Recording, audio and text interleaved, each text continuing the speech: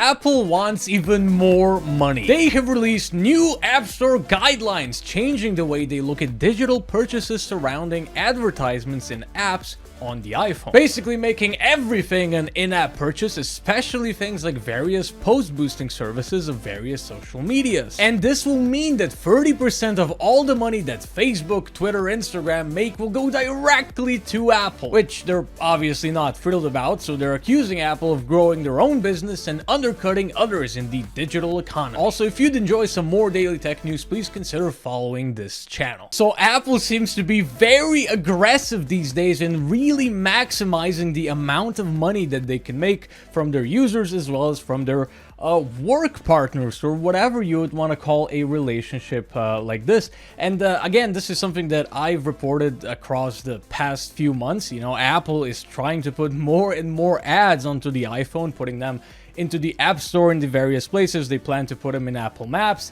just everywhere, to really just make as much money as they possibly can. And now they're making the guidelines of their App Store even more strict because they want to get their 30% from pretty much any app on the App Store. And this is a really big deal because apps just can't afford to pay the 30% to Apple in a lot of the cases. Because let's say you have an application that offers some sort of a service, you know, maybe you have like some sort of a video hosting website. It doesn't really matter. Let's say you offer some sort of a service and it directly costs you like $4, so you sell it to the user for like $6 because you want to have some sort of a margin, you want to make some money, right? That makes sense. And here's the thing: if you are going to be offering your subscription plan, for example, in an app on the App Store directly, you are going to have to pay the 30%, which, you know, in that case could very well just not be profitable for you at all to actually offer that service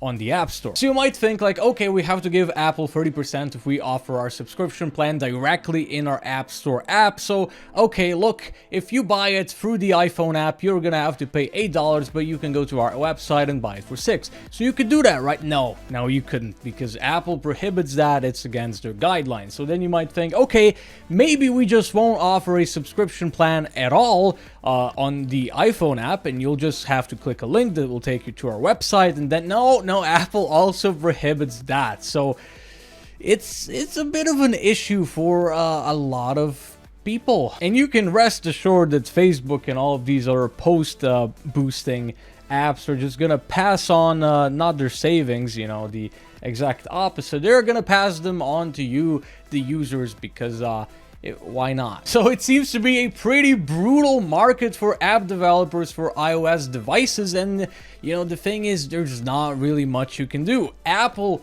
controls the iPhone and the software on the iPhone. You have to install apps onto the iPhone from the App Store.